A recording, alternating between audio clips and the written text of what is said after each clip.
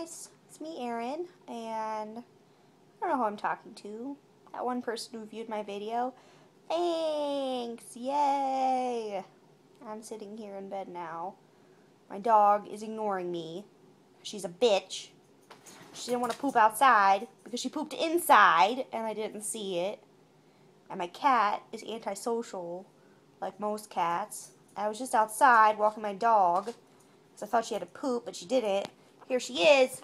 Oh God, she wants to play now. She's so annoying. And this lady came out with her dog.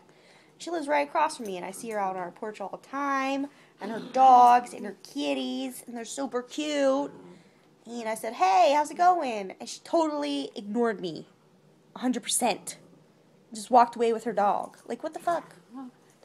I mean, what the beep?